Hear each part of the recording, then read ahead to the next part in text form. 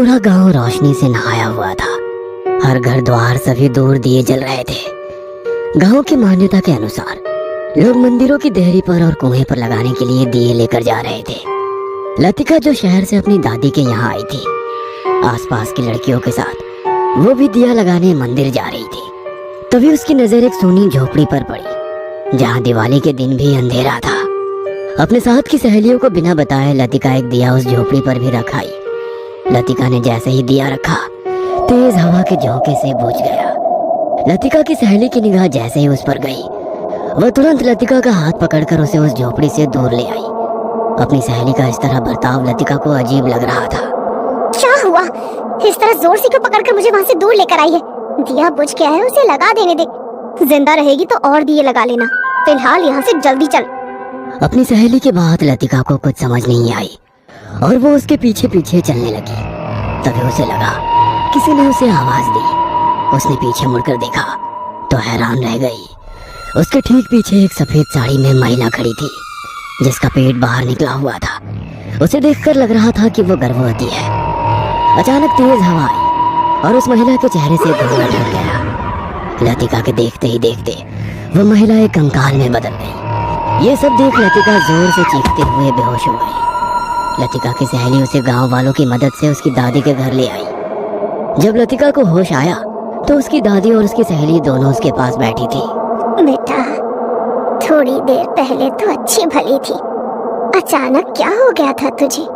दादी, वो झोपड़ी। लतिका कुछ और कह पाती, उसके पहले ही उसकी सहेली ने तेजी से उसका हाथ दबा लिया। कुछ नहीं दादी, आपको तो पता है ना, इन शहरी लड़कियों को हर वक्त डाइटिंग का भूत सवार रहता है, उसी कारण कमजोरी आ गई। कोई बात नहीं, कुछ दिन गांव में रहेगी तो अपने आप तंदुरुस्त हो जाएगी। लतिका को समझ नहीं आया कि उसकी सहेली ने दादी को सच बताने से क्यों रोक दिया। सही कह रही है बेटा तू।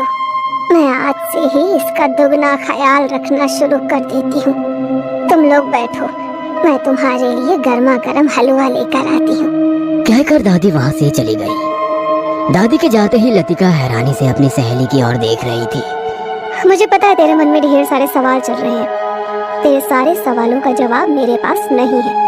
बस इतना पता है, कोई भी उस झोपड़ी के पास नहीं जाता है। कोई नहीं जाता है, मगर क्यों? कोई तो कारण होगा। गांव के लोग एक कहानी सुनाते हैं, वही मुझे पता है। कहानी? कैसी कहानी? हाँ, आजादी के पहले का गांव। बहुत साल पुरानी बात है। तब शायद देश भी आजाद नहीं हुआ था। गांव में जमींदारों का शासन हुआ करता था। गांव के एक किसान की बेटी फूलमती बिल्कुल फूलों की तरह खूबसूरत थी। गांव के जमींदार के बेटे की निगाह उस पर पड़ी तो वो अपना दिल हार बैठा। मगर कहाँ एक किसान की बेटी और कहाँ जमींदार। पुराने जमाने में तो जाति प्रथा और भी ज्यादा थी। ठाकुर साहब, आपका और हमारा कोई मेल नहीं है। अब हमारा पीछा छोड़ दीजिए। ऐसे कैसे फूलमती?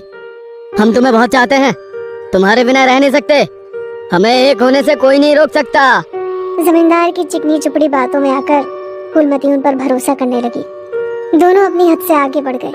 नतीजा फूलमती की गर्भावस्था। फूलमती, तुम ये किसी और का पाप हम पर नहीं डाल सकती हो। हम सच कह रहे हैं जमींदार साहब, ये आपका ही खून है। जमींदार उसका हाथ पकड़कर घसीटते हुए पंचायत में ले गया। सरपंच जी, देखो क्या जमाना आ गया है।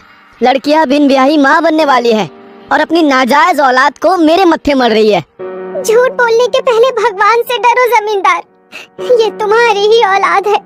फूलमती की बातों पर किसी ने भी ध्यान नहीं दिया और जमींदार के कहने पर फूलमती को गांव के बाहर एक झोपड़ी बनाकर रहने पर मजबूर कर दिया गया। फूलमती रोते हुए इस झोपड़ी में रहने लगी। कई बार उसने सोचा कि मर जाऊं, मगर अपनी होने वाली संतान का ख्याल कर उसने मरने का इरादा छोड़ दिया।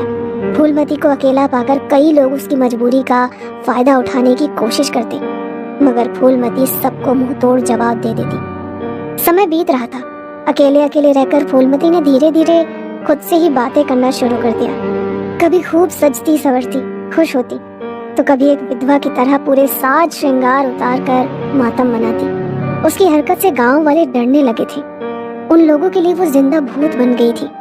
कोई भी उसके आसपास नहीं आता था। लोग उसका नाम तक भूल गए थे। सब उसे कुलक्षणी कुलटा के नाम से ही बुलाते थे, मगर सिर्फ वो जानती थी उसने कोई गलत काम नहीं किया। बल्कि उसे प्यार में धोखा मिला है। एक दिन बहुत जोर की बारिश हुई, बिजली कड़क रही थी, गांव में पूरा अंधेरा हो गया। सभी लोग घरों में दिए की रोशनी में बैठे थे। फूलमती प्रसव पीड़ा से छटपटाने लगी। पूरे घर में अंधेरा था। उसकी चीख सुनकर भी लोगों ने अनसुनी कर दी। बिना किसी की सहायता के फूलमती ने एक मरे हुए बच्चे को जन्म दिया। अपने बच्चे के खातिर फूलमती सारी तकलीफ सहन कर रही थी। जब वही नहीं रहा तो उसी रात फूलमती ने फांसी लगाकर आत्महत्या कर ली। लोगों ने फूलमती और उसके बच्चे का अंतिम संस्कार करना चाहा, मगर जैसे ही वो झोपड़ी में दाखिल होने लगे, दरवाजे पर ही बड़ा सांप पहरा दे रहा था। लोगों की कोशिश के बावजूद भी सांप ने किसी को भी झोपड़ी में दाखिल नहीं होने दिया। लोगों ने कुछ समय तक कोशिश करी, मगर जब सांप ने अंतिम संस्कार नहीं करने दिया तो लोगों ने उस झोपड़ी की ओर झांकना छोड़ दिया। धीरे धीरे फूलमती और उसके बच्चे की लाश सड़कर कंकाल बन गई। बहुत दिनों तक एक सफेद साड़ी जिससे फूलमती ने आत्महत्या की थी उस झोपड़ी में लटकती रही। पहले वो सफेद साड़ी लोगों को फूलमती के होने का एहसास कराती थी, मगर कुछ दिनों के बाद सच में लोगों को फूलमती की आत्मा नजर आने लगी। वो कभी छोटे बच्चे को गोद में लिए होती तो कभी गर्भवती के रूप में। फूलमती को मरे हुए कुछ ही समय हुआ था कि जमींदार की हवेली में एक रात जोर जोर से चीखने की आवाज आने लगी। गांव के कुछ लोग तुरंत हवेली पहुंचे तो वहां का नजारा देखकर हैरान रह गए। एक तरफ जमींदार और उसका परिवार एक कोने में खड़ा था, वहीं दूसरी ओर हवा में उड़ती हुई फूलमती की आत्मा। छोड़ दो मुझे और मेरे परिवार को, चले जाओ यहाँ से। छोड़ दूं तुझे, तेरे परिवार को?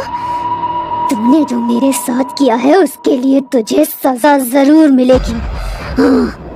फूलमती, उससे गलती हो गई, भूल जाओ, उसे माफ कर दो बेटा। जमींदार की माँ के कहने पर फूलमती को गुस्सा आ गया और उसने अपना हाथ घुमाया। जमींदार की माँ हवा में उड़ने लगी। तुम्हारे बेटे ने जो मेरे साथ किया वो तो कोई किसी दुश्मन के साथ भी ना करे। अपने बच्चे को नहीं अपनाना था तो ना अपनाता, मगर इस तरह मुझे सरेआम बेइज्जत क्यों किया?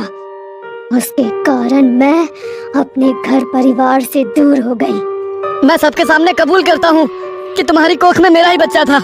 मैंने प्यार और शादी का ढोंग किया था।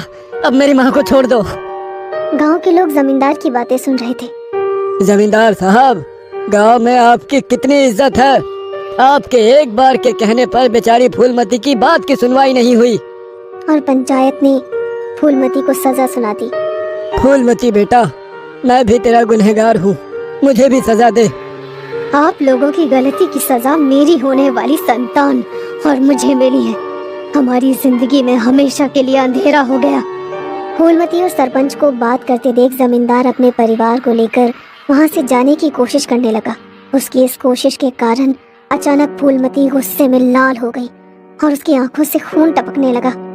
जमींदार, धोखा देना तेरी फितरत है, आज भी धोखा देकर जा रहा है।